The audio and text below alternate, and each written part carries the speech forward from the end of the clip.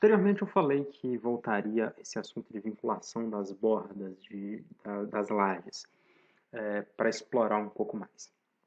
Primeiro eu gostaria de falar da representação que eu não falei anteriormente.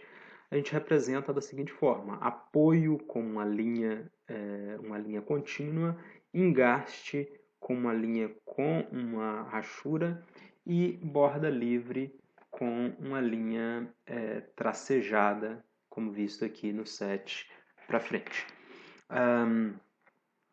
E aí eu gostaria de abordar aqui como que a gente considera cada um desses casos.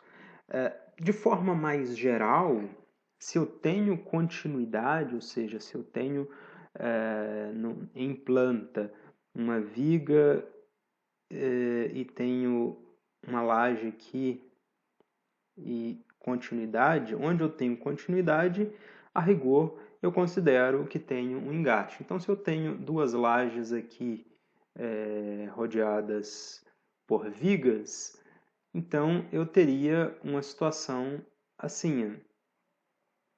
Seria apoio e aqui seria um engaste. Olhando para essa outra laje aqui, idem. Teria apoio, apoio, apoio e engaste aqui. No entanto, eu posso ter outras situações. Por exemplo, se eu tenho duas lajes contíguas, mas de espessuras diferentes. Vendo em vista aqui, imagine que aquelas duas lajes que estão contíguas, eu tenho aqui uma viga, eu tenho aqui a laje, uma outra viga aqui, e aqui eu tenho a outra laje aqui com espessura muito maior. E aí, como que eu considero isso aí? Mesmo que em planta seja idêntico ao que a gente tinha mostrado anteriormente, né? Eu tenho as duas lajes contíguas, aqui uma viga separando essas duas lajes. Como que eu vou considerar? Eu vou considerar essa laje que ela tem uma espessura maior como sendo simplesmente apoiada. Ela está apoiada aqui e apoiada aqui. A laje que tem uma espessura menor, eu vou considerar ela apoiada e aqui ela engastada. Por que isso? Porque uma laje ela se engasta na outra. Se as duas têm espessura equivalente, a laje A e laje B têm espessura igual ou muito próxima, eu vou considerar A engastada em B e B engastada em A. No entanto, se a laje, as espessuras são diferentes, a que está menor ela consegue se engastar na maior, no entanto a maior ela não tem como ela engastar na menor. Então se a espessura é diferente, considera sempre a de espessura menor, a mais fina, engastada dentro da mais grossa, e a mais grossa, portanto, simplesmente apoiada. Um outro exemplo seria uma laje apoiada em viga somente. Se eu tenho, por exemplo, uma viga e uma laje aqui em balanço. Seria possível. Aí eu tenho a laje engastada na viga. Obviamente essa viga vai estar sofrendo uma torção aqui devido a essa laje. Então, aqui nesse caso, eu teria a laje seria engastada, e aí aqui, obviamente, seria livre. Ainda tem outras situações, como, por exemplo, quando eu tenho dimensões diferentes. Por exemplo, quando eu tenho uma laje da seguinte forma. Eu tenho duas lajes contíguas, mas com rigidezes diferentes. Vou tentar ilustrar aqui. Imagine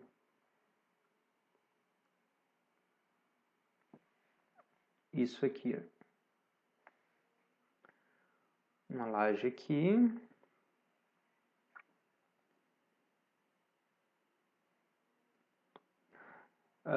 Com a rigidez, com essas dimensões ilustradas aqui, seguida de uma outra com uma rigidez bem menor, uma largura aqui bem menor.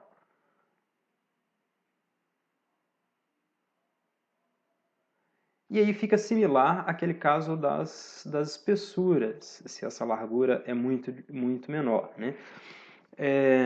Então eu tenho uma laje aqui com uma, vou chamar aqui de L1 e aqui de L2, e aí eu tenho esse comprimento, essa largura, vou chamar isso aqui de LA e isso aqui de LB.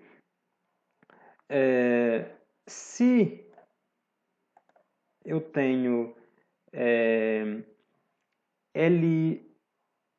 LB maior ou igual a LA sobre 3, ou seja, se isso aqui é maior do que 1/3 desse comprimento aqui, eu vou considerar a laje L1 engastada e a laje L2 também engastada.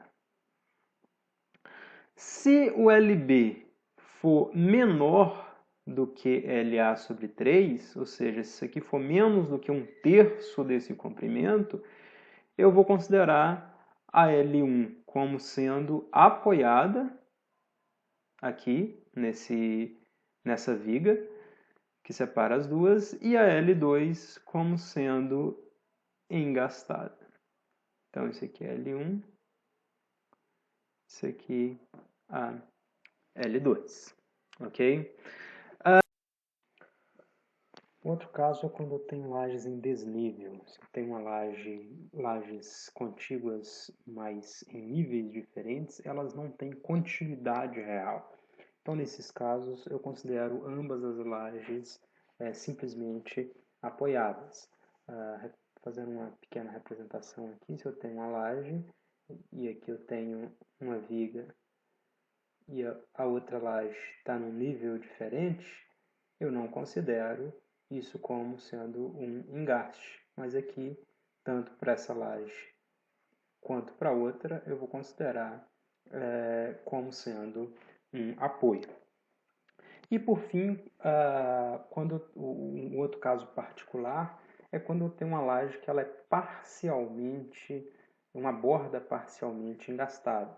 É muito comum na planta de uma edificação que eu tenha que as lajes não sejam todas do mesmo tamanho.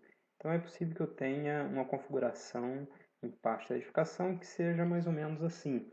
Eu tenho essa laje aqui, nessa borda, em relação a essa laje superior.